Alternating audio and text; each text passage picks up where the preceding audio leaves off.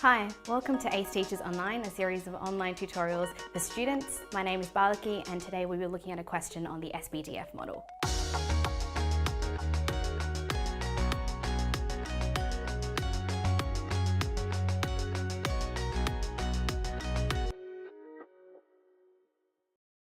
So atoms have electrons which orbit the nucleus in discrete energy levels, and we call these energy levels shells.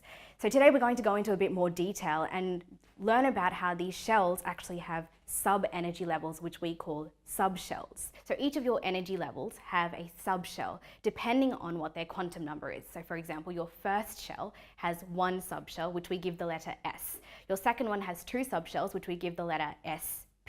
The third one has three, which we say SBD, and then your last one, the fourth one, has SBDF, and so on. At this point, we'll stick to 4 and say that the fourth shell has 4 subshells, SPDF, and hence the name SPDF model. So how do we go about this in terms of naming something? So each of these subshells then have orbitals which explain where your electrons can exist within that subshell. For example, the S subshell has 1 orbital, and each of these orbitals can have a maximum of 2 electrons. Your P subshell has 3 orbitals in it, and each of those again can have a maximum of 2, and so on. S has 1 orbital, P has 3, D has 5, and F has 7. And so overall, your S subshell can hold 2, your P subshell can hold 6, and so on. We can now use this knowledge to explain the electron configuration of sulfur.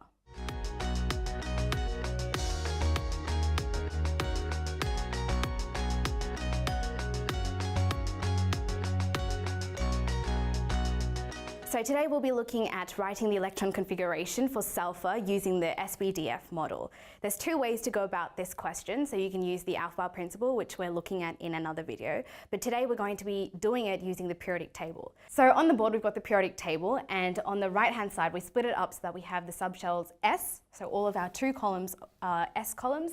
This block over here in blue is our P column, and this middle block over here is D. So if we're writing out the electron configuration for sulfur, how do we go about it? So we start off from our very first element, which is hydrogen. So sulfur is over here, element number 16. We have 16 electrons we need to fill up for this particular atom. Starting off, we have 1s for hydrogen that goes on to 1s2 with helium. So we have 1s2. Moving on, we then have 2s1 and 2, so we can put those in. We then have our 2p, so 1, 2, 3, 4, 5, 6, so 2p, 6. We go down to 3s, so we have all of that filled, 3s and 2. And then we get to sulfur, so we have 3p, 1, 2, 3, and 4. So we finally have 3p4, and that is the electron configuration for sulfur. So in this video, we've looked at the SPDF model. So we've talked about how an atom has shells, which then have subshells within it, and those subshells have the orbitals, and the subshells have names SPDF, and they each have respective number of orbitals with an increasing number, so S having 1, P having 2, and so forth. We can use this understanding of the SPDF model to then name electron configurations for various elements, such as sulfur. Thanks for watching this video. For more information, look at our website down below, and keep tuned for more ACE Teachers Online.